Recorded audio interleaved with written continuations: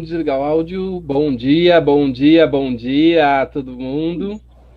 Que bom esse domingo aí, todo mundo aqui se preparando, daqui a pouco para uma chuvinha que parece que vai cair aqui por São Paulo, e todo mundo aí agradecendo a chuva que vem abençoar aí nossa comida, nossa terra, e a gente precisa dessa água e que ela seja bem-vinda e não cause muitos estragos para ninguém. Hoje, aqui na nossa ação catadora, nós vamos receber um convidado muito especial. Ele é professor visitante do Estrito Senso em Educação da Logos University, escritor e palestrante e militante LGBTQIA+. A nossa luz de todos os tempos, a nossa farol, a nossa líder, Tereza Felipe, que é mulher negra, catadora, adotou mais de 50 crianças e desde criança viveu nos mais altos índices de miséria. Sozinha, vulnerável e vítima de muitas violências, tornou-se catadora por sobrevivência quando ficou órfã. Hoje, aos 85 anos, dirige 2 projetos na Zona Leste e já beneficiou centenas de pessoas, e eu, Máximo, que sou ator, produtor cultural e escritor. Muito bem-vindo, Eduardo, muito bem-vinda, Dona Tereza, bem-vindos aqui para você, como vocês estão? Emílio, traz eles aí para a gente conversar um pouquinho e começar nosso bate-papo. Olá, olá, tudo bem? Olá, Tudo bom? Bom dia para todas as pessoas. Bom dia, dona Terezinha. Bom dia, bom Max. dia. Bom dia, gente, bom dia. O professor Eduardo, ele foi meu professor de pedagogia há uns 12 anos atrás, faculdade que eu ainda estou terminando, e agora ele é aí um militante LGBT, e ele também é candidato, também está em todas as frentes, é um parceiro muito grande aí de todas as nossas lutas. E aí eu queria começar perguntando para você fazer uma tradução muito simples para todas as pessoas que estão nos ouvindo, o que significa LGBTQIA+. Vamos lá, Max. As pessoas sempre perguntam bastante, né? O que significam essas letras e por que tantas letras? No primeiro momento, acho significativo falar que, assim, são muitas letras. Seria muito interessante que a sociedade já pudesse ter substituído todas essas letras pelo H de humano. Porque somos todos, todes pessoas humanas e dignos de direito igualitário. Mas à medida que é necessário visibilidade para uma luta que busca representatividade, direito, a gente tem aí LGBTQIA+, e esse mais no final é muito significativo, né? Que são L de lésbicas, G de gays, bissexuais, transexuais ou transgêneros, queer, que seria um comportamento considerado, né, bem diferenciado no sentido de a pessoa pode performar socialmente do modo como ela achar que convém. Então eu posso ser um homem hétero, mas me apresentar socialmente com vestimentas de mulher. Eu posso ser uma mulher lésbica e ter um comportamento, né, um dia masculinizado, outro dia efeminado. Então depende muito das escolhas que eu faço e me apresento socialmente.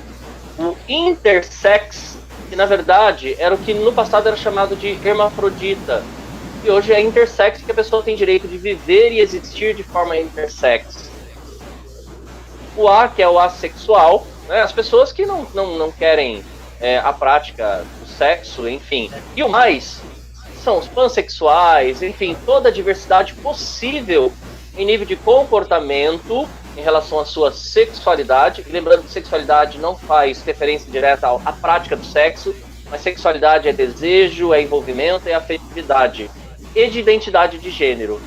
Então eu digo que essas letras representam a dignidade para a diversidade. Olha que maravilha. Dona Tereza, a senhora conhecia esse vocabulário todo? É igual o Eduardo está falando aí, não precisaria nada disso se respeitássemos. Não precisava ter essas lutas. Essas lutas que a gente faz é por busca de direito. Se todo mundo respeitasse todo mundo, era bem mais fácil, sem se preocupar com que a opção sexual dele, ou ela, ou o ser humano em si. Então, não precisava nada disso, seria bem mais econômico. A gente só respeito, né? Porque a gente constrói. A senhora que viveu já há bastante tempo, como a senhora viu a violência contra os homossexuais durante a sua vida, né?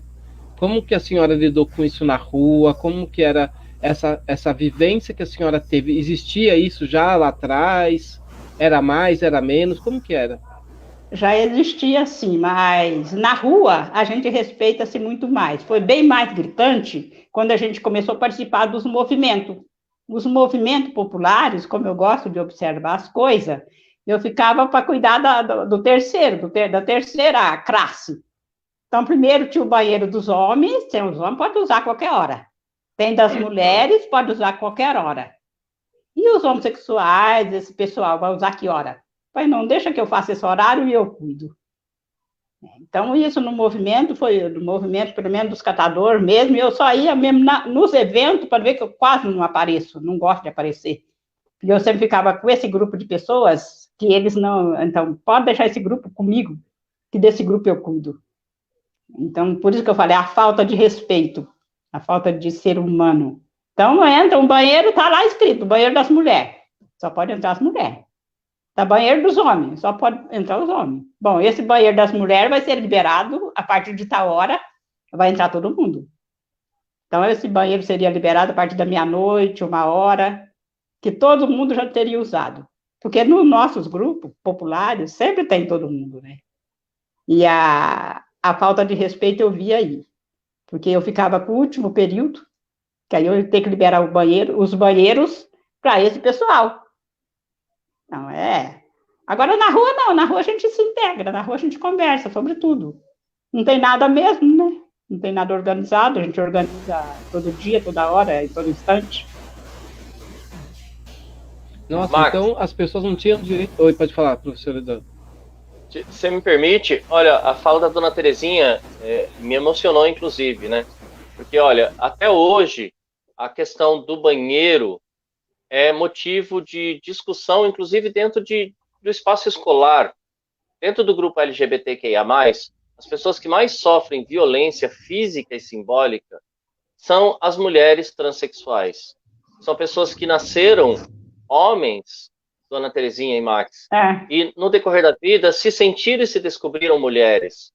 E aí elas adequam o corpo ao pensamento. E existe toda uma discussão, sabe, muitas vezes na escola ou em banheiro público, se essas mulheres chamadas transexuais, se elas podem usar o banheiro ou não. Então, a violência ela já começa a partir do momento que as pessoas começam a decidir se pode ou não. É uma violência emocional, inclusive, contra essa população. Então, quando a senhora falou essa questão do banheiro, me veio muito forte, porque isso ainda acontece hoje. E muitas vezes dentro do espaço escolar, que deveria ser um espaço de acolhimento e de afetividade positiva, né, de carinho, de respeito. O exemplo do respeito poderia vir da família e da escola. Nossa, eu vou até pedir para a Marília me lembrar, se eu não, da série que a gente assistiu esses dias na Netflix, sobre uma trans. Você deve saber o nome da série, Eduardo, que fala justamente desse aspecto do banheiro.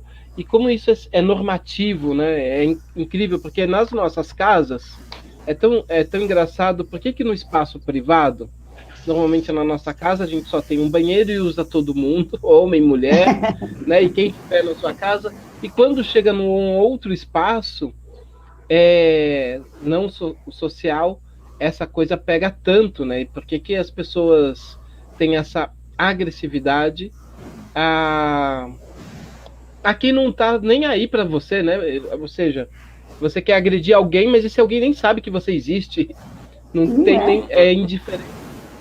Eu queria que vocês me explicassem um pouco essa questão, por que vocês acham que a homofobia muitas vezes gera essa violência mesmo, matam pessoas só porque acham que ela é gay. Às vezes só porque acham, às vezes a pessoa nem é, né? E nenhum casal lá de héteros, pai e filho, que achavam que era gay, espancaram os dois, nem eram. Então, por que vocês acham que tem essa violência?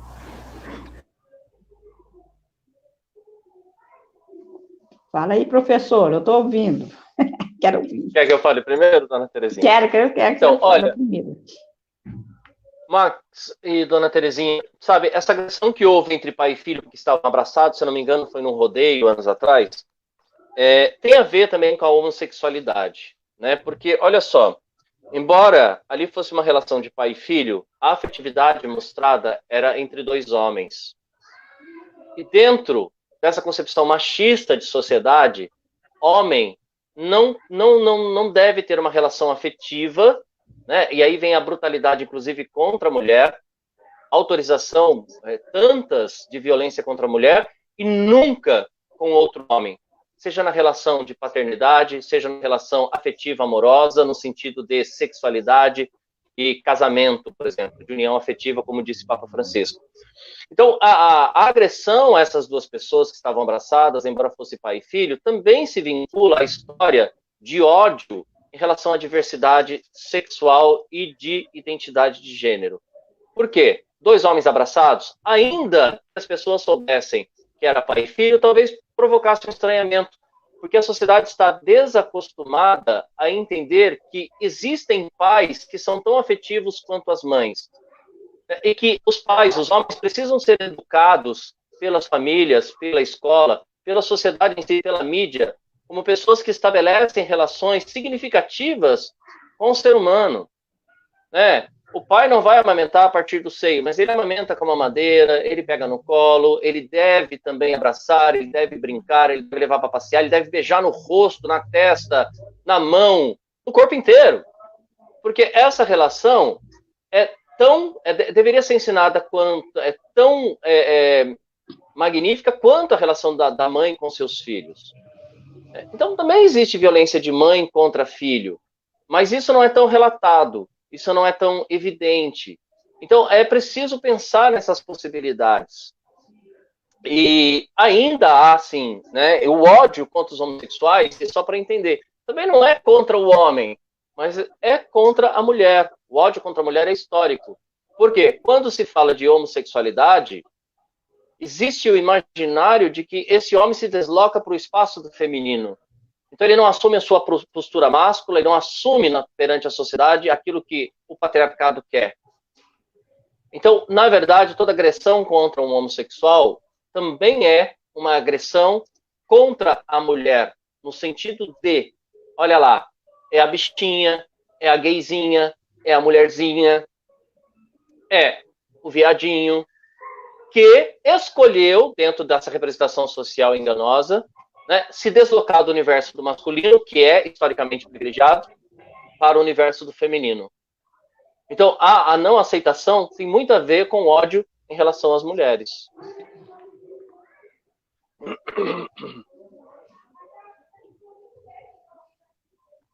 Então, mas eu acho que você caiu aí, Márcio. Tá dando para ouvir, Max? Não, eu não tô. Tá que ele tá ouvindo a gente, dona Terezinha? Eu não tô ouvindo ele, não. Eu também não. A senhora tá me ouvindo? Tô ouvindo. Aqui, pronto. Voltou. Pronto. Conseguiu ouvir? Voltei. Não. Sim. Eu não tô. Pode falar, dona Terezinha. É com você. Ah, tá. Agora é comigo, né? Tá bom. Por isso que eu sempre falo, as coisas, às vezes, o tempo vai passando e vai ficando cada vez mais confuso na nossa cabeça, principalmente na minha, da idade, né? Também, talvez. Mas eu acho que tudo isso é a educação, é a família. Se agora o Papa está voltado para esse tema, que já deveria ser discutido há muito tempo, não deveria ser vergonha, não deveria ser encoberto, não deveria... Porque na minha casa, onde eu fico com os meninos, com as meninas, que agora já estão todos grandes, mesmo onde eu passo, a gente conversa de tudo. A gente conversa tudo. Principalmente o amor e o respeito. Daí para frente a gente conversa tudo. 3 anos, o menino, a criança já sabe o que quer, já sabe o que fazer. E eles não entendem ainda o sexo. Eles não entendem. Por isso que lá na casa, no nosso projeto, quando eu tinha as crianças pequenas, tinha-se 2 banheiros. Mas não era para usar um banheiro menino, um banheiro menina. É porque muitas vezes tinha muita gente precisando tomar banho na mesma hora para ir para a escola, então ia todo mundo tomar banho para ir para a escola. 6 anos, vai todo mundo para o banheiro tomar banho, para ir para a escola. Então, tinha que ter 2 banheiros. Mas não para dividir, esse é de menino, esse é de menina. Mas chega na escola é diferente. Chega na escola, eles já vão saber, não, esse banheiro eu não posso, é de menino. Esse banheiro eu não posso, é de menina. Então, em casa, eu acho que a educação tem que ser formada em casa, né? Aí a gente tem que ser feito em casa. Opa, dá não ouvir agora, tô ouvindo? Então, isso tem que ser feito. Continuar. Deu uma travada aqui, mas pode ir. Isso tem que ser feito em casa, né? Essa convivência nas famílias. Ainda bem que está bem aberto esse tema, esse casamento aí, isso não precisava nem estar agora no tema. Já deveria existir há muito tempo com as famílias. As famílias, é uma família, não importa o que ele é, que ele vai ser, mas ele faz parte da família. Ele vai ser sempre da família. Então, isso está muito bom, esse tema que você falou agora, que eu estou sem televisão, estou sem ver nada, né? Estou sem assistir nada. Mas é muito interessante, tá? Discutindo sobre isso, sobre o respeito e trazer à tona mesmo tudo que tem que ser feito. A união tem que ser união. Estável. E a família. Então é isso. Olha, bonito Max. Só para a gente já falar mesmo, que vocês já comentaram, a fala do Papa, ela pode mudar o quê a partir de agora? O que vai ser só mais uma fala para usar de bandeira? Ou na prática, essa fala vocês acham que vai repercutir em alguma coisa mais positiva? Já está repercutindo, né? Da gente estar nessa live já falando e provocar todo mundo a falar, e agir, e respeitar e fazer valer essa fala. Né? Então, a partir de agora, acho que já está, o pessoal já vai parar para pensar um pouquinho mais. Ô, Max, agora eu entendo por que você tem tanta admiração pela Dona Terezinha, e eu queria dizer assim, eu estou emocionado aqui, eu estou sendo sincero, porque, assim, sabe, ver crianças reagindo à questão da união homoafetiva de forma tão natural, vendo a Dona Terezinha com 85 anos de idade falando dessa forma, eu acredito que, assim, sabe, a sociedade, ela tem possibilidade de mudança, né? Porque tudo que ela viveu e tudo que ela está dizendo hoje funciona como exemplo para as pessoas refletirem. E unida à voz do Papa, isso provoca uma mudança, que ela falou, a gente está falando sobre isso hoje, então já é uma mudança, né? Mas a Igreja Católica, ela sempre foi muito tradicionalista. E desde a época em que eu frequentava o seminário diocesano em Mogi das Cruzes, nós esperávamos um Papa africano ou um Papa latino-americano. Por quê? As mazelas, as diferenças socioeconômicas, a política latino-americana e de África traria na voz dessa pessoa uma voz mais consciente do que o povo precisa. Quando eu falo povo, eu falo de povos. Os povos originários, a comunidade LGBTQIA+, as pessoas que vivem abaixo da linha da pobreza. E o Papa Francisco tem se mostrado uma pessoa muito humana, no sentido de humanizar o discurso da Igreja Católica e pedir que as pessoas que acreditam em Jesus Cristo, não esse Jesus Cristo que foi europeizado, né? Europeizado, mas esse Jesus Cristo que foi um pregador a favor do direito humano.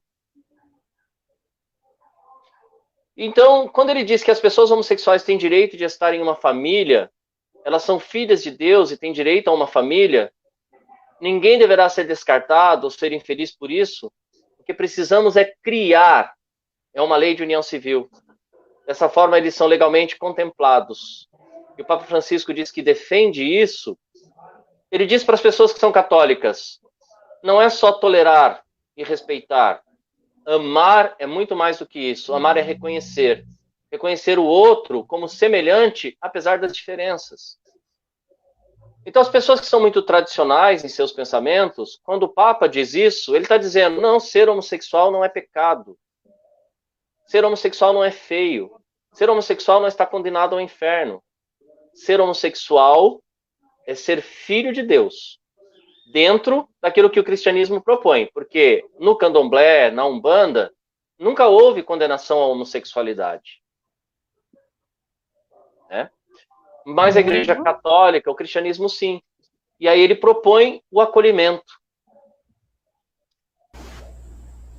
Olha que coisa. E é importante, né? Eu vejo o Papa Francisco como uma voz de bom senso e muito relevante nesse momento, né? Para nossa saúde, para nossa vida, porque imagina se a gente estivesse com um Papa que tivesse aí optando pelo discurso da intolerância, né? Já com governantes que gostam desse discurso da intolerância. Eu acho que eu fiquei muito feliz de saber disso. É uma demonstração realmente de que o mundo vai ser melhor.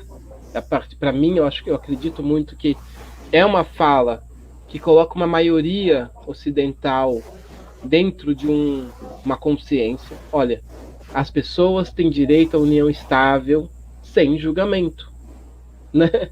A gente não deve julgar as pessoas, elas têm direito, elas são, humano, a gente não precisa se comprometer e prejudicar. Inclusive, né, facilitar as adoções. A gente fez aqui uma live com a dona Terezinha e o Du sobre adoções, que a gente falou que tem só 5.000 crianças para serem adotadas hoje, sabe? Em plenas condições. No total, ainda em trâmite, quase 40.000 crianças. Se a gente liberasse, facilitasse essas adoções, talvez a gente não tivesse mais crianças para serem adotadas. Né? É tanto problema que esses preconceitos nos geram. E essa live, e esse projeto que a gente está aqui hoje, o professor Eduardo nos presenteando com a sua sabedoria, chama-se Ação Catadoras. A Ação Catadoras está passando o nosso linkzinho aí embaixo. É uma ação para a gente apoiar os projetos da dona Terezinha e da Mara Sobral. Como que você vai ficar sabendo desses projetos? Você apoia a Ação Catadora, você recebe um documentário, né?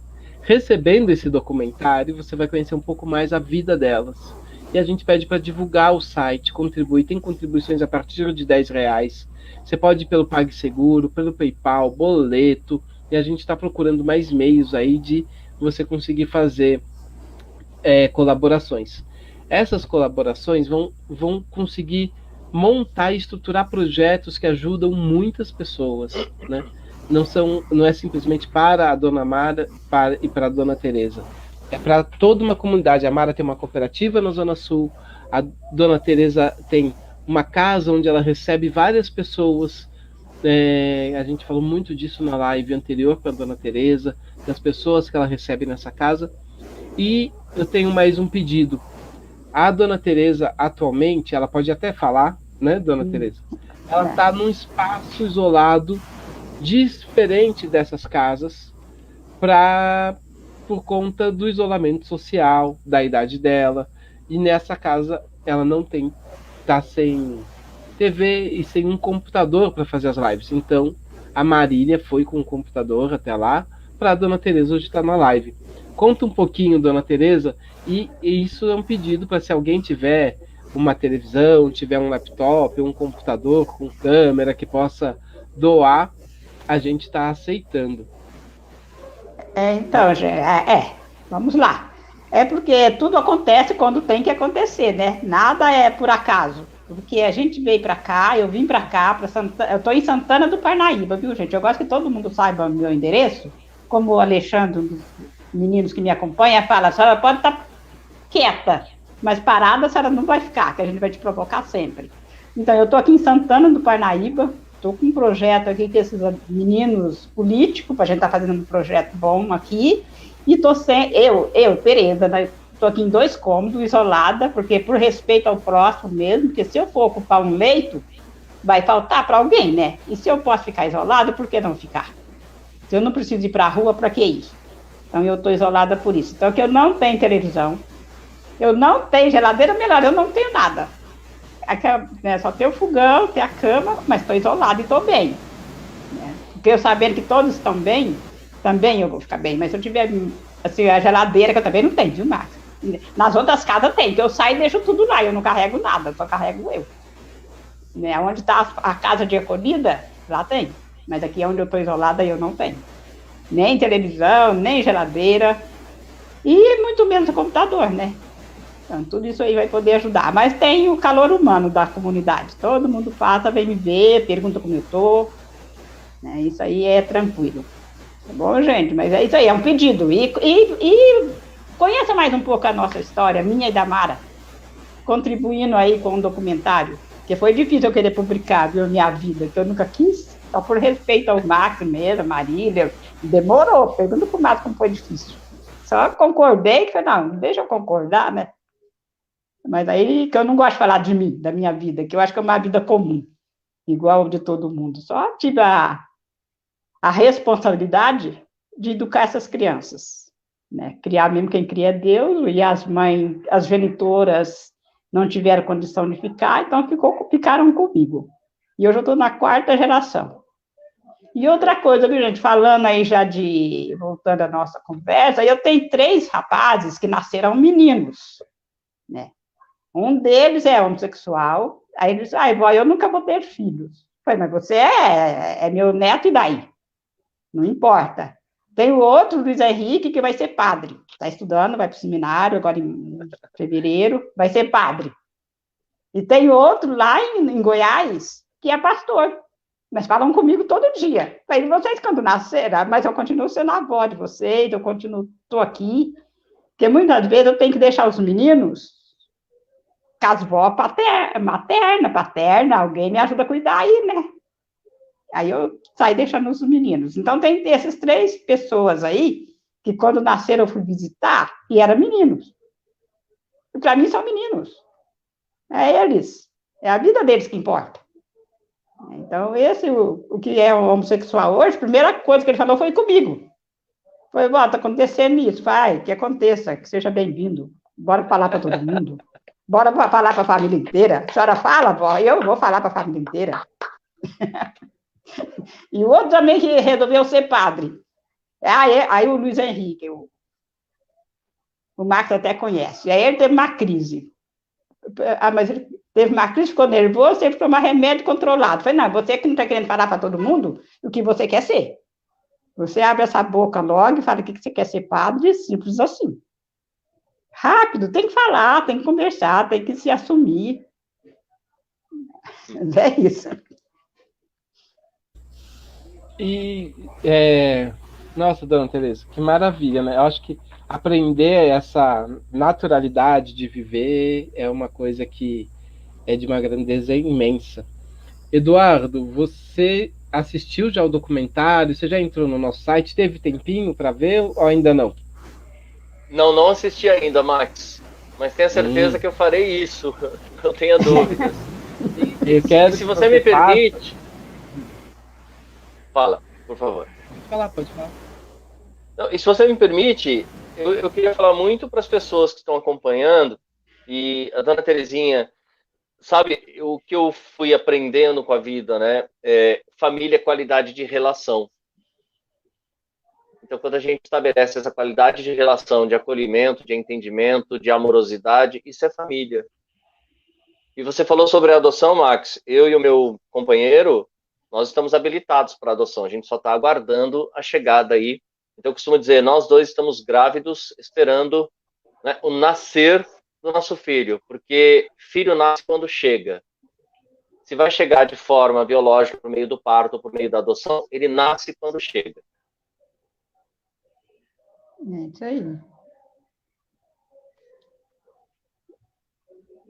Que bonito isso, muito bonito mesmo.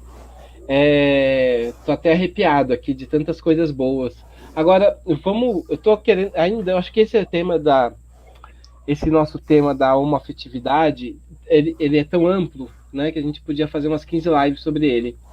Mas vamos falar só um pouquinho do outro assunto. Queria saber se na sua experiência lá na Logos University, e você sabe alguma coisa de como é a coleta seletiva nos Estados Unidos?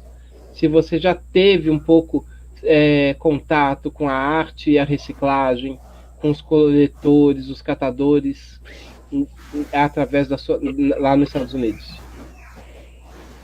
Olha, uma das referências em nível de coleta seletiva é a cidade de Orlando, né? Por quê? Eles têm dias específicos para coletas, os moradores precisam colocar determinado tipo de resíduo, porque é muito significativo que as pessoas entendam que o resíduo se torna lixo quando ele é descartado de forma errada. Então, tudo que se produz, na verdade, qualquer material, é um resíduo. Na medida que você descarta esse resíduo de forma inadequada, ele se torna lixo. A gente pode pensar, por exemplo, aqui na realidade do Brasil, e isso é algo que me preocupa muito, muito, muito mesmo. Sabe, Max? Por exemplo, final de feira. Você tem ali alimento, resíduo orgânico, né? Quando é jogado no chão ou na caçamba, se torna lixo, fica contaminado. E ainda assim, algumas famílias vão na caçamba ou vão no chão coletar aquilo que pode servir como alimento. Então, olha só, o que é alimento se torna lixo porque se contamina. O plástico pode ser reciclado, mas não é. Se torna lixo, entope boca de lobo, entope bueiro, vai para o rio, para as lagoas, se torna lixo, leva algumas espécies à morte e etc. O que era um resíduo que poderia ser reciclado se torna lixo, se torna um mal para a humanidade. Então, para entender, né, a cidade de Orlando é uma referência porque ela faz a coleta seletiva. Então, tem o dia de você colocar ali naquela caçamba determinada, né, o resíduo de madeira, o resíduo de papel, papelão, o resíduo de plástico, o resíduo de vidro, os resíduos orgânicos. E essa coleta é feita e levada para determinados destinos que fazem a sua reutilização ou a sua reciclagem, porque existem diferenças. Reutilizar um resíduo é uma coisa. Reciclar um resíduo é transformar essa coisa em matéria-prima, não é? Ou em um novo produto, de forma industrializada. Reutilização é você pegar um resíduo, por exemplo, uma garrafa PET, você faz um trabalho de escola, então você reutilizou. Agora, se eu transformo essa garrafa PET, por exemplo, em uma fibra que vai ser industrializada, e a partir daí eu faço uma camiseta com fibra de garrafa PET, então eu fiz o uso, eu fiz a reciclagem. Compreende? Mas também é importante a gente pensar, existem outros estados e outras cidades, estadunidenses, que fazem uma coleta de resíduo de forma responsável. Mas também é importante a gente pensar que os Estados Unidos é um país onde mais se produz lixo. E talvez por isso também a população comece a pensar que, se ela consome, esse resíduo, essa embalagem, esse produto, ela também tem que ter consciência da responsabilidade, não do descarte, mas da transformação. Entende? Quando a gente fala, por exemplo, de catadoras e catadores, eu penso muito numa questão que a gente precisa refletir a respeito. Porque, na verdade, os catadores e as catadoras fazem um trabalho que o Estado não faz, que é exatamente selecionar o resíduo. Então, algumas pessoas, mesmo aqui onde eu moro, na Zona Leste, reclamam, mas abriu lá o saquinho de lixo para retirar. É saquinho de lixo mesmo, que foi descartado pela família. Mas para o catador e para a catadora, aquele é um resíduo. Material reciclado, reciclável. Então, quando ele abre aquilo, ele faz o trabalho que a família não fez, que o Estado não faz, que a cidade não faz, que é separar o resíduo segundo o seu direcionamento. Então, são pessoas que exercem uma função cidadã e de responsabilidade social que precisariam ter, da administração pública, respeito, atenção, entende? E suporte. Uma coisa aqui. É possível pensar no modelo de Orlando? Claro que é. Numa cidade de São Paulo mas é preciso também educar para a sustentabilidade, né? É preciso educar para a consciência ambiental, que faz parte da sustentabilidade, e é preciso que as pessoas tenham consciência, em primeiro momento, que se vai gerar lixo, se eu não tenho consciência do que é resíduo e eu gero lixo, é melhor que não se consuma. Evitar o consumo em primeiro momento, porque aí a responsabilidade é toda da empresa, da indústria que produziu aquilo. Mas se é inevitável consumir isso que vai se tornar lixo, que seja reconhecido pela população como resíduo. E a partir disso, se fazer... não é nem descarte mais, então. Seria o encaminhamento para reciclagem ou para reutilização. Então é muito importante também a gente pensar no vocabulário usado dentro da escola. Não é nem descarte, você não está descartando. Você está encaminhando para reutilização ou para reciclagem. A cidade de Orlando, a população em si, começa a ter consciência desse encaminhamento. É por isso que funciona. Porque ele já enxerga nesse material não mais lixo, mas resíduo. Não descarte, mas encaminhamento. E começa a entender a diferença entre reutilização e reciclagem. Eu não sei se ficou... Ficou perfeito. Nossa, que a senhora achou? A dona Terezinha, que é especialista no assunto, mas eu achei a explicação Que dia que vai trazer para cá esse modelo? Né? Quando que vamos começar esse modelo? Porque já está atrasado, viu? Porque aqui é tudo diferente, é tudo difícil, complicado mesmo, né? Max, e sabe, dona Terezinha, se a senhora me permite... Certo. Se fosse possível, sabe, uma conscientização coletiva de quem exerce a função de catador e catadora, de que os municípios têm uma dívida moral com o trabalho que é desenvolvido por essas pessoas, porque é um trabalho. Onde estão os direitos trabalhistas? Onde estão os direitos trabalhistas? Porque se você faz um trabalho que é em benefício de todo o município, esse direito trabalhista precisa ser reconhecido. Porque quando a pessoa adoece, e ela não vai exercer essa função nas ruas da cidade, quem a remunera? Quem o remunera? Quem o acolhe? Quem a acolhe? Então, é preciso pensar em políticas públicas de reconhecimento, né, da ação dos catadores e das catadoras como trabalho amparado, trabalho remunerado. Porque, na verdade, o cumprimento dessa função, ele ocupa o espaço que o município, que deveria ter responsabilidade, não ocupa e não faz. Professor Eduardo e dona Tereza, é muito importante a gente perceber que essa história da logística reversa não tem começo, nem meio, nem fim, né? Esse processo não tem meio, não tem começo. Nós somos um eterno ciclo, um eterno círculo. A gente tem até uma exposição chamada Reciclos por isso. Quando você separa os seus resíduos em casa melhor e a prefeitura pode retirar ele melhor, o ciclo funciona melhor. Então, cada ação, cada passo de cada um qualifica a nossa qualidade de vida. Agora, daqui a pouco começa a chover aqui em São Paulo e quem tem uma hortinha fica feliz e quem tem um carro fica preocupado, porque começa a ter risco de enchente, começa a ter risco de alagamento. Tem gente que a essa altura ouviu o trovão, já deve estar levantando as coisas do chão, colocando coisas em cima dos móveis, já para não perder, né, se já não perdeu na enchente passada. E quando você está falando, professor Eduardo, desse cuidado, dessa dívida moral, tem também a consciência da logística reversa, a consciência ou da logística ampliada. Porque os catadores, eles pegam cada latinha que está no chão. Eles não ficam discriminando o material, que nem grandes empresas discriminam material, só pegam um tipo de material e alguns eles nem pegam. Então, as últimas enchentes dos últimos anos é também um trabalho de diminuição dos catadores. Diminuindo os catadores, a gente passou a ter mais enchente.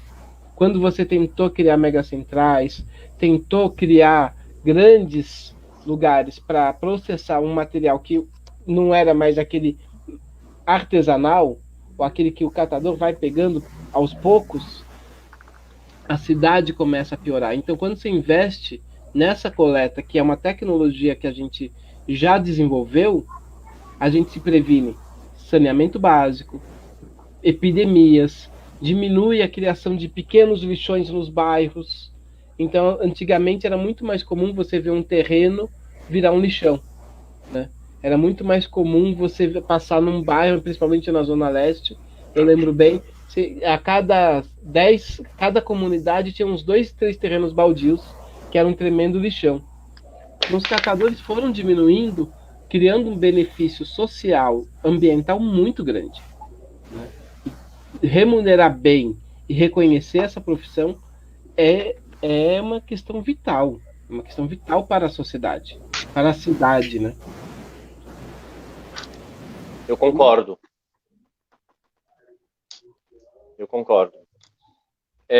Sabe, Max, o Brasil ainda trabalha com um conceito de educação meritocrática, né?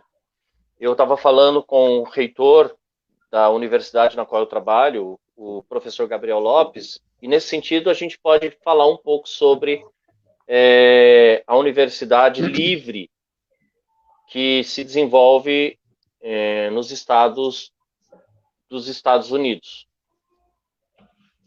E que não se relaciona mais conhecimento com certificação.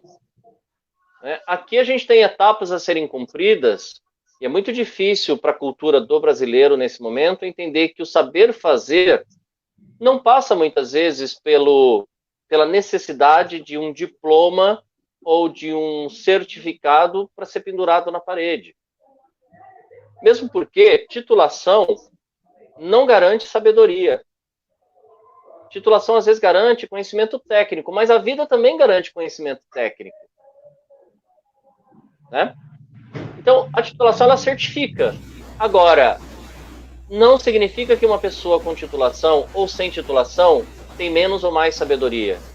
A sabedoria vem da leitura que a gente faz do mundo, do contato com o outro, do dia a dia, da vida em si, da existência. É isso mesmo. Nós tivemos muitos papas com a mesma formação. Por que um tem um discurso, uma narrativa mais humanizada e outros não? Porque a sabedoria depende da leitura que a gente faz, inclusive da dor do outro. Eu não preciso sentir a dor do outro na minha pele para entender, eu não preciso viver essa dor para entender como ela é, para ter empatia. E isso é sabedoria. Perfeito. Eu tenho defendido, eu não me lembro, o professor Eduardo me chamou para fazer uma live com ele, já faz algum tempo. Eu não lembro se eu falei isso na sua live, mas eu falo isso em algumas outras lives quando me chamam para falar de educação. Eu tenho diferenciado e militado para que a gente passe a diferenciar inteligência, escolarização e educação, né? Está muito ligado também ao que você está falando da certificação do saber fazer. Então, inteligência, o matuto do mato que nunca pisou numa escola, mas sabe fazer uma canoa no pau, né? Sabe fazer um moinho de farinha, sabe construir a própria casa, ligar a luz, pescar com bambu, e sabe fazer o fogo, e sabe sobreviver, e sabe cuidar da sua comunidade, tem muita inteligência, né? Ele tem muita inteligência. Ele pode não ter zero escolarização, né? E educação é o seu trato com a sociedade, é a sua capacidade de conviver em civilidade com a sua comunidade. Então você pode ter muita escolarização, 1 quilo de diplomas na parede e ser extremamente mal educado, e tratar mal as pessoas, e não saber conviver, e não ter nenhum trato, né?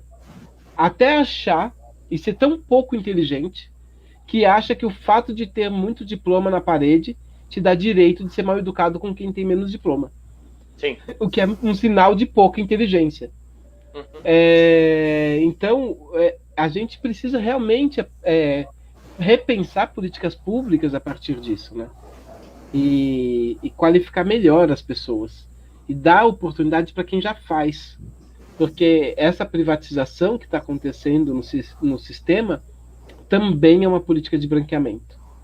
No Brasil, desse racismo estrutural, todas as privatizações tiraram emprego de pessoas negras e oportunidade de pessoas negras. A privatização que a Prefeitura de São Paulo vem fazendo do sistema de coleta seletivo prioriza a concentração de riqueza na mão dos brancos e retira da mão da maioria de mulheres negras e homens negros catadores a sua mínima sobrevivência. Então a gente tem que tomar muito cuidado, né? Não quero fazer uma demonização de tudo e qualquer tipo de privatização, mas a gente tem que ter esse olhar, porque historicamente o Brasil passa conservador e conservando a sua miséria, sem dar oportunidade para quem faz ganhe pelo que faz. E a live que nós fizemos me fez refletir muito. Eu fiquei muito reflexivo com as suas falas, Max. Você ensina muito. Você é de uma sensibilidade, de uma inteligência, assim, que provoca a nossa reflexão. Eu precisava falar isso porque é verdade. Depois da nossa live, eu fiquei muito reflexivo. Então, gente, porque a gente começa a falar do catador, né? No caso, eu represento 2 movimentos: população, situação de rua, e os catadores, porque assim quiseram, não eu que quiseram. Porque tanto a população de rua, que a gente fala muito pouco, é nada mais do que também catador. Inclusive, a gente aqui em São Paulo, vamos ver se a gente agora, viu, gente? Aí nós, pensando bem, a gente está para renovar tudo, para mudar tudo, então vamos ver se a gente coloca pessoas que vai falar com a gente sobre as leis que já tem lei. Só que falta ser cumprida, ser respeitada. Tanto da população de rua, que a gente briga muito que não tem população de rua, que na rua não passa, que passa o carro, é da calçada, né? O pessoal é na calçada que fica, e à noite é uma briga só com os lojistas, né? Com as confecções.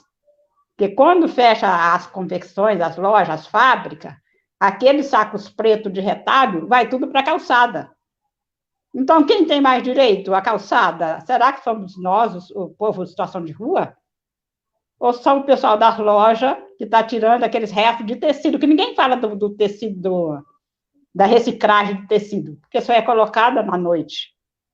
Quando fecha-se os comércios, fecha-se as fábricas, fecha-se as confecções, aí vai tudo para a calçada. Aí o catador, a população de rua, não tem onde ficar, porque já está cheia com aqueles sacos na rua, na calçada. Viu? Então tem que começar a discutir também essa população. E esse jornalismo aí dando voz para a gente é muito bom, porque a gente, quando está falando, a Marília veio para cá para me ajudar, outros estão aí se ajudando, muitos outros não têm como ter contato a essa live. Por exemplo, eu sempre falo, o meu público é invisível. O público que eu trabalho, no qual eu faço parte, somos invisíveis. Por exemplo, quando eu saio daqui, agora não, né? Que agora eu não estou saindo, porque por isso que eu escolhi esse horário para a live, que eu saio muito à noite, eu sou noturna. Eu gosto de estar na rua à noite. Lá na Cracolândia, lá no centro, qualquer lugar que eu tiver, eu estou à noite. E ninguém vai ter acesso a essa nossa live. A não ser nós mesmos, que vamos passar por aí e vamos começar a observar mais o que está acontecendo na nossa volta. E quando a gente fala do catador, da catadora, a gente tem que falar também da rua. Porque é tão gritante quanto. Por isso eu passei um tempo na rua para poder comprar lá a casa que é dos meninos, das meninas, minha que não é. Então, gente, a gente tem que olhar bem, que a gente é invisível, tem um público invisível, que não produz, que não somos donos dessa produção desenfreada aí. E nem muito menos do consumo. A gente só na rua come o que tem. Hoje mesmo, sábado e domingo, não tem nada na rua para o pessoal comer. Não tem nem um pingo de respeito. Não tem nada. Sábado e domingo é um dia que ninguém tem nada. Na semana ainda se abre os bares, restaurante, alguma coisa. E tem que começar a pensar também sobre isso, viu, gente? Catadora, eu sou catadora, mas também sou rua. São moradores em situação de rua. E esse público não tem voz. E existe muito resíduo têxtil. Uhum. Dona Teresa, abrindo nossa mente, né? Porque, além de tudo, a gente não olha para essa condição de todos os tipos de resíduo, né? O José Adão, do MNU, Movimento Negro Unificado, está dizendo aqui, professor Eduardo Campos, a revista Exame em 2010 fez uma matéria na qual aparecia um sistema americano todo automatizado, de reciclagem, se eu não me engano, né? Aqui as empresas de coleira sonham com esse modelo, ou de coleta. Aqui as empresas de coleta sonham com esse modelo e lutam contra a ação de serviços ambientais prestado pelos catadores. Você não acha que quem deve decidir essa dívida moral é o eleitor a cada 4 anos? Eu não tenho dúvidas. Eu acho que... Mas assim, eu não iria falar desse momento da campanha. Mas já que veio essa questão, eu tenho conversado com as pessoas na rua e uma pergunta que me fizeram foi, né, o que você vai fazer para amenizar o impacto ambiental com a distribuição do seu material? Eu falei, a intenção é não produzir impacto ambiental nesse momento, ou minimizar ao máximo, dialogando com as pessoas e conscientizando. Como eu falei, o resíduo se torna lixo quando ele é descartado de forma incorreta. Então a conscientização e o diálogo, né, isso também é um ato de educar, é positivo. Sobre essa questão da automatização, a gente tem que pensar, eu acho interessante, Max e dona Terezinha, que a gente olhe o que funciona em algumas cidades dos Estados Unidos e queira trazer esse modelo, principalmente para uma cidade como São Paulo, que é possível economicamente. Mas também é importante a gente pensar, né, que toda essa automatização promovida, construída nos Estados Unidos, é também em função da miséria de países africanos e latino-americanos. Quer dizer, é a nossa pobreza que permite a riqueza não só da Europa, como dos Estados Unidos. Então, se a gente tem essa consciência, a gente pode pensar em modelos. Mas também há uma dívida desses países considerados desenvolvidos com toda a história de pobreza dos países africanos e latino-americanos. Se a gente fizer uma análise histórica, nós sempre fomos saqueados, nós sempre fomos roubados, invadidos, a partir dessa concepção de mundo. E a gente está falando de reciclagem, de resíduo, mas eu acho muito importante pensar também, né? Hoje, a Djamila Ribeiro, por exemplo, propõe a gente pensar nas epistemologias do Sul. E aí a gente esbarra no conhecimento produzido pelos povos originários, que são catalogados historicamente como indígenas, né, na filosofia, na religião, na religiosidade, na concepção antropológica dos pensadores da África, de vários países, de Angola, Etiópia, África do Sul, enfim. Né, para a gente também ter uma outra perspectiva de pensamento, de olhar sobre a sociedade. Porque o olhar produzido por Europa é o olhar da destruição. Os fins justificam os meios. Então, talvez uma outra concepção de conhecimento, como o Max falou sobre inteligência, né, um diálogo com os povos originários que podem nos ensinar que a terra não é minha, mas eu sou da terra e dependo dela. Quando isso adentrar os muros da escola, a gente vai ter uma concepção muito mais ampla dessa relação com a natureza. Só que o pensamento produzido pelos povos originários, Guarani, Tupi, Urubucapó, Jaraguá, Tupiniquim, Tupinambá, muitas vezes é relatado na escola. O Dia do Índio. Poxa, os indígenas nem gostam de ser denominados como índios. São comunidades indígenas, povos originários em sua diversidade. O conhecimento desses povos originários não chega no banco das escolas. E eles seriam um exemplo de relação do homem com a natureza. Porque a concepção é outra. Eles não exploram a terra. Eles comungam com a terra. Eles reconhecem o sentido da terra na sua vida e na sua existência. Então, quando existe essa crítica, os povos indígenas, tem muitas terras e improdutivas, não é terra improdutiva, são terras protegidas, terras respeitadas, terras que têm um valor simbólico enorme para a existência daquela comunidade. É verdade. Você quer comentar, dona Terezinha? Bom, sobre tudo isso que a gente está falando, né, a terra é o meio ambiente, né? A gente fala muito do meio ambiente, fala muito de proteger a terra, mas tem muita focação em cima desse sistema. Por exemplo, nós, catadores, catadoras, a gente já faz esse trabalho ambiental. A gente já protege, a gente já tira da terra o nosso sustento. Na criação dos meus filhos, na educação dos meus filhos, e netos e bisnetos, tudo que a gente tem, a gente reaproveita, ou planta, ou reaproveita.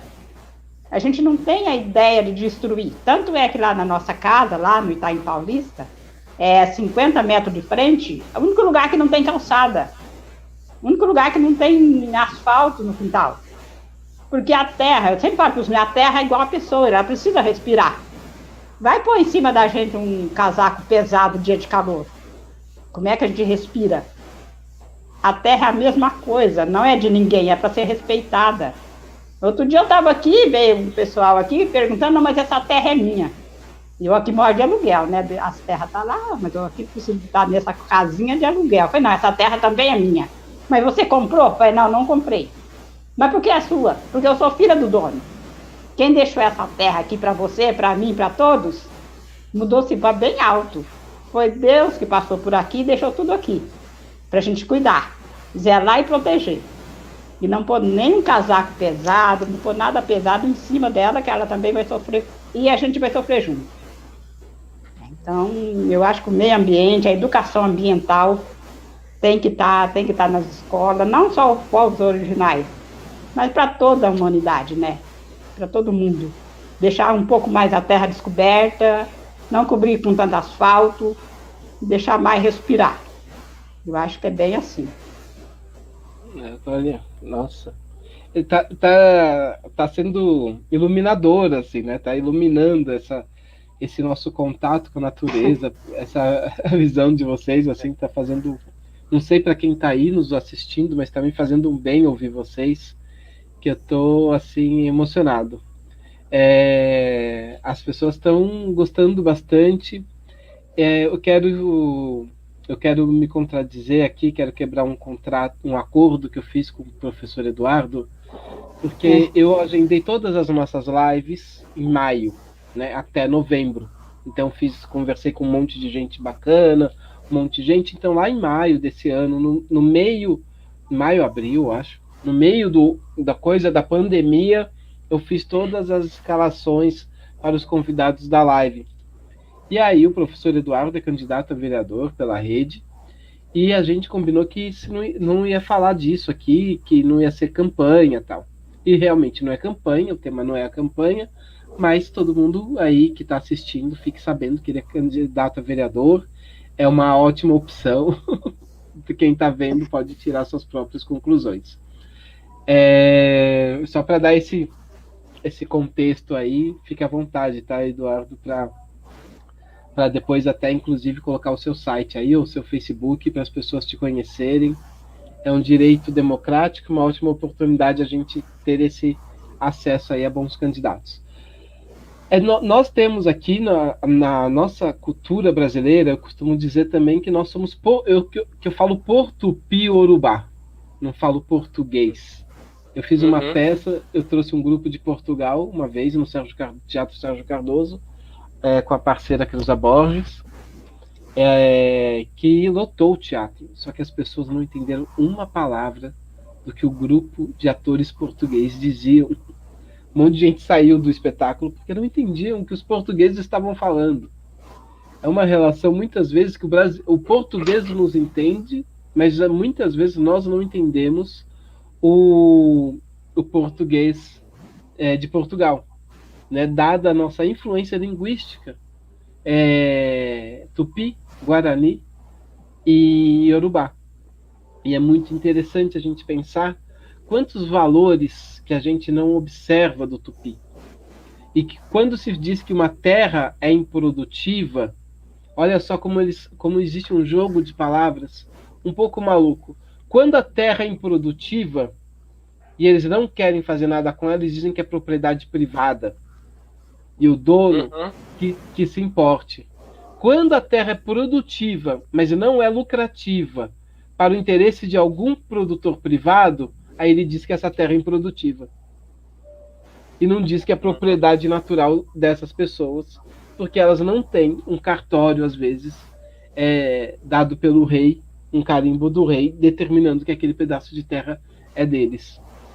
Então, quando a gente percebe essa estrutura maligna de palavras, o que eles estão chamando de terra improdutiva dos índios, e quando as terras improdutivas deles são chamadas a servir a sociedade fazendo agricultura familiar, aí eles falam que isso, a terra é privada e não poderia servir a dar utilidade pública para a agricultura familiar. Então existe uma confusão aí, uma confusão de conceitos, né, que eles fazem de propósito, de maldade. Quando você, eu sempre digo, vou jogar essa pérola aqui também, que os brancos costumam dizer assim que ou escravizaram índios, escravizaram os negros porque os índios eram preguiçosos.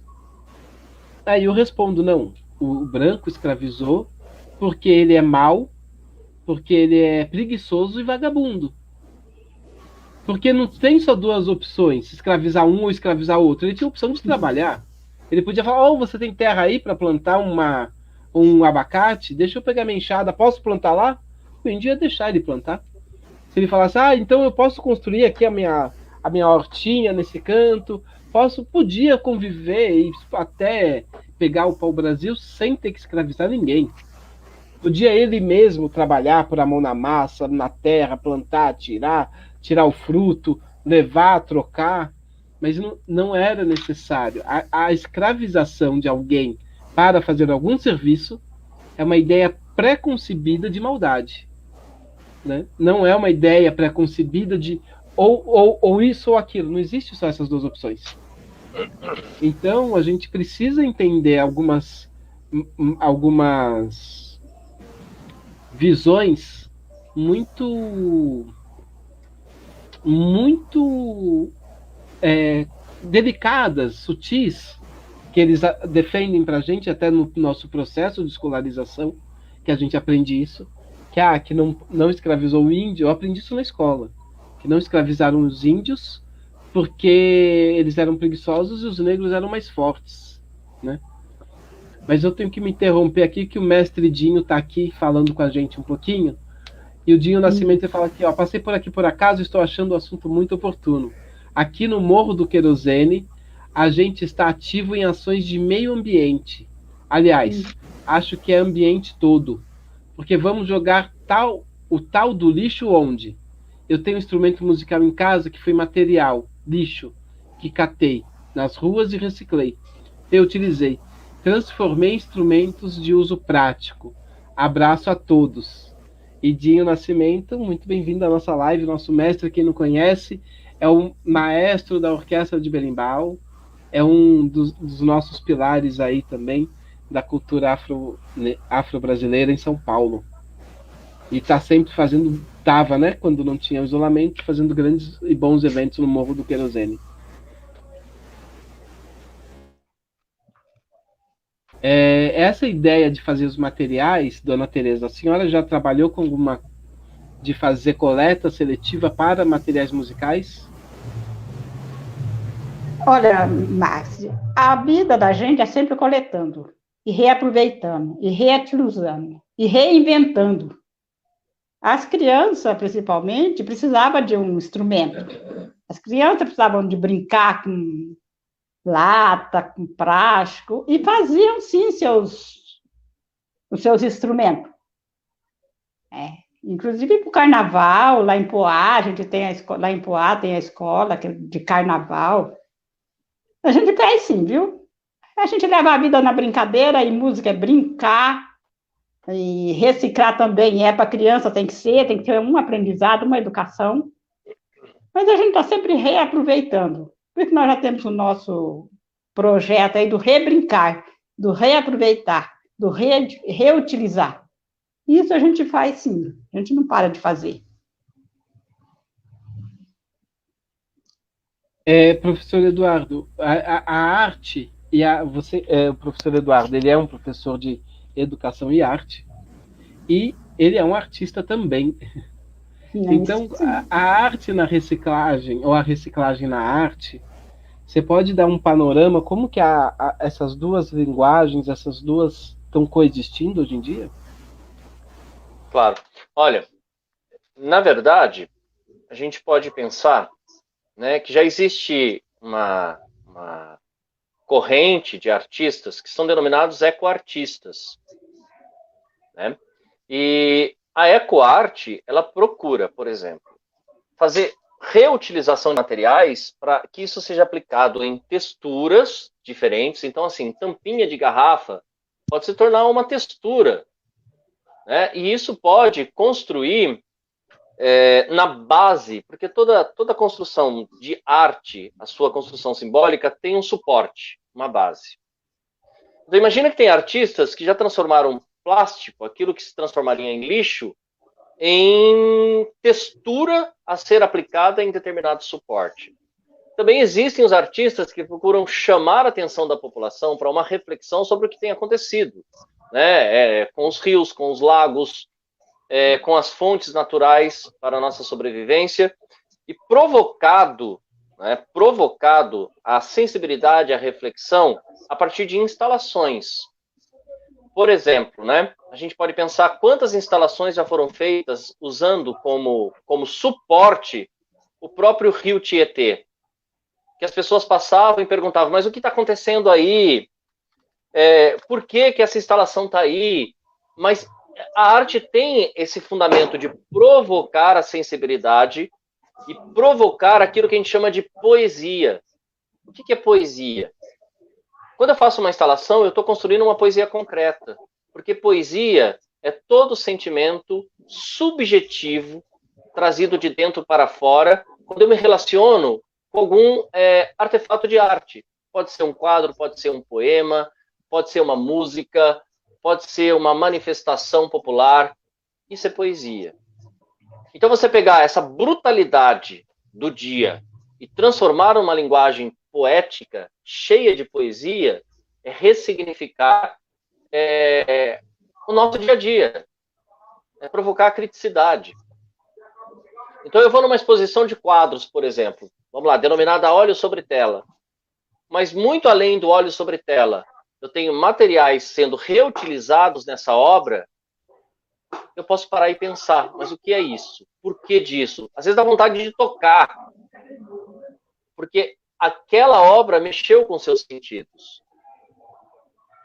E aí, dependendo do modo como eu construo a paisagem dentro desse suporte, eu repenso a vida. A arte tem essa função, Max. Ela tem a função de provocar os sentidos, fazer as pessoas refletirem de uma outra forma. Eu vou fazer um convite um pouco precipitado. Aqui em fevereiro do ano que vem, a gente vai estar na Virada Sustentável. Era para a gente estar neste momento no Centro Cultural São Paulo com a exposição Reciclos, né? Então, até lá, nós já podemos trazer. Você pode convidar todo mundo lá da Câmara para fazer um tour com a gente. Aí traga todos, porque a gente pode fazer um fórum sobre o debate da arte, do trabalho humanizado e do trabalho mecanizado, né? Eu acho que quando quando a gente entra nas cooperativas, quando eu vejo o que a Mara faz e o que a Dona Teresa fazem, tem um outro ensinamento que eu aprendi nisso, não que eu consiga replicá-lo na minha vida, porque acho que vai precisar de muitos anos de luz para conseguir, mas elas conseguem fazer um trabalho humanizado, né? Então tem uma diferença no tratamento, na preocupação. O trabalho vira um meio, as pessoas é o fim. A qualidade, o amor que elas passam para essas pessoas durante o processo de confeccionar qualquer coisa ou qualquer assunto é o fim. E o trabalho é um meio que reúne. É que nem chamar um amigo para almoçar, sabe? Eu chamo isso de trabalho humanizado. É uma coisa que, às vezes, até em alguns grupos de teatro eu vi isso se perder. Ou grupos de artistas, eu vi ficar um pouco mais mecanizado para atender demanda de museu, atender demanda de outras coisas, e começa a desumanizar as relações e a desumanizar as pessoas que estão se relacionando, né? Gerando doença, gerando até uma insatisfação, perdendo um pouco o sentido daquilo que a pessoa está fazendo. E elas criam um sentido tão grande no trabalho que elas fazem, que eu acho importante a gente debater muito o trabalho humanizado. E a reciclagem, ela humaniza as pessoas, humaniza o meio ambiente e torna a cidade mais segura e mais limpa. E quando você traz isso, a gente fica... Eu começo a perceber, assim, como é importante. Eu não conhecia esse termo, ecoarte. Vou passar a adotá-lo nos nossos... Não usava esse termo, não conhecia. E obrigado. E eu acho maravilhoso. Dona Tereza, você tem alguma pergunta para o professor Eduardo sobre qualquer tema, LGBTQI, arte, catadoras? E professor Não. Eduardo, depois, se você tiver alguma pergunta para a dona Tereza. Pergunta não, mas eu tenho um convite para que ele fique entre a gente, os catadores e as catadoras, que somos todos artistas. Só que a gente precisa qualificar, né, mais ou menos a arte. A gente precisa denominar melhor a arte. Então, é um convite para que o professor Eduardo permaneça com a gente, não fica só nessa live, mas nos visita, e para a gente estar passando de fato que a própria vida é uma arte. Só que a gente precisa deixar ela em cada lugar e valorizar também os artistas. Falar muito dos artistas. Falar muito do pessoal, artista de rua, muita gente aí para a gente estar conversando. Mas é isso. Então, fique com a gente, professor. Não saia. Olha, mesmo antes desse convite carinhoso, eu já estava aqui, eu ia falar até para o Max, né? Eu quero conhecer a senhora pessoalmente, para a gente poder aprender muita coisa, porque, assim, a senhora falou sobre a questão do casaco pesado, né? Se as pessoas tivessem consciência, né? E essa metáfora do casaco que aquece o corpo, que faz suar, quer dizer, o planeta Terra está sendo aquecido. Cada descarte irresponsável é uma camada de casaco que as pessoas estão colocando sobre a própria vida e não se dão conta disso. Então a gente vai acabar suando muito, a gente vai se sufocar. E eu achei assim, formidável a fala da senhora. E conta comigo, com certeza, como pessoa, assim, né? A gente estar junto nessa luta. Alguma pergunta para ela, professor Eduardo? Você sabe que eu fiquei aqui ouvindo e, Max, a minha avó era crocheteira. E eu nunca consegui ter essa habilidade, né? E eu lembro como era a sabedoria da minha avó, porque a habilidade matemática dela em torno do crochê era imediata, sabe? Ela olhava uma toalha, ela falava assim, o ponto é esse. E ela chegava em casa e reproduzia, e fazia, e criava. E eu ficava pensando, nossa, como é que consegue? Ela sabia até o quanto de linha ela ia usar. E com toda a experiência que a dona Terezinha tem, com tudo que ela viu na vida, a gente passou aí, né, o Setembro Amarelo, onde a gente falou também, se você me permite puxar esse assunto, sobre a questão de prevenção ao suicídio, a vida. E com toda a experiência que a dona Terezinha tem, eu queria muito fazer uma pergunta para ela. Dona Terezinha, viver vale a pena? Vale a pena. Viver vale a pena quando a gente valoriza a vida do outro. Que bonito. Só isso. Nossa. Né? Nossa. Porque, sabe, Max, tudo isso que a gente tem conversado aqui, né? A gente fala, às vezes, com adolescente, eu, principalmente, que sou professor há quase 30 anos, muitos adolescentes, eles olham para essa forma que as cidades vêm se desenvolvendo, e eu gosto muito de uma frase do Nietzsche, sabe? Toda a sociedade evolui, não significa que para melhor. Então, quando a gente pensa no conceito de evolução, a gente tem que pensar, né? Evolui tecnologicamente, politicamente, mas foi para melhor? E o melhor, eu acho que vai de encontro à fala da dona Terezinha, né? Quando a gente se preocupa com o outro, então vale a pena. Aí uma sociedade que se preocupe com o todo seria uma evolução para melhor. É isso aí. É isso aí. Gente, estamos aqui.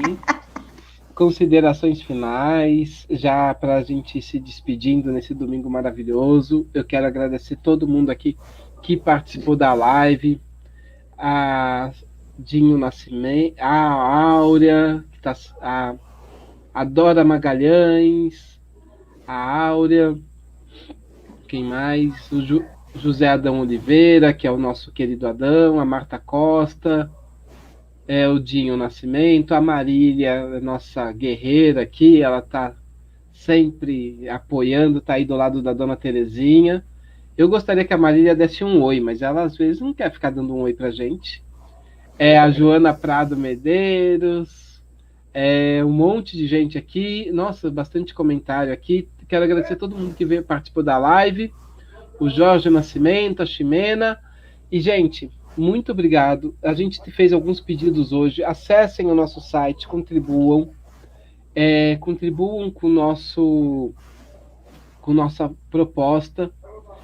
Enquanto eu falo, vou pedir para o professor Eduardo colocar aqui o Instagram dele também, para eu poder falar para vocês o Instagram dele. E a Dona Tereza. Aê!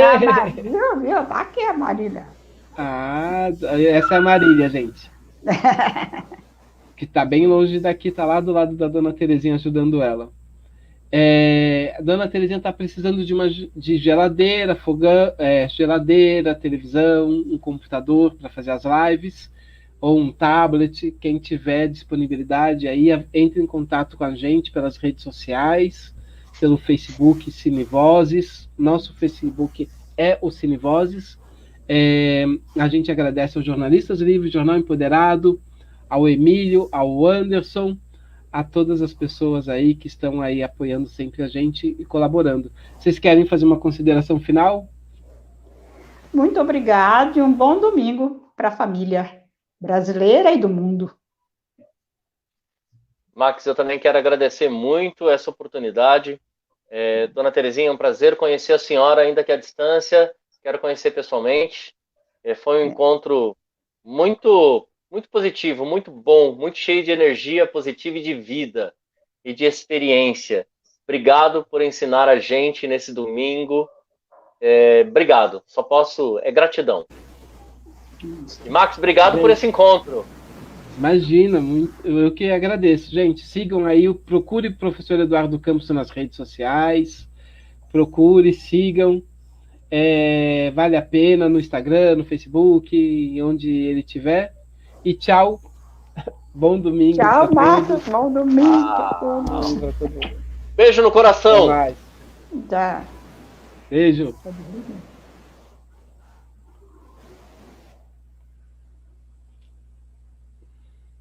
Opa.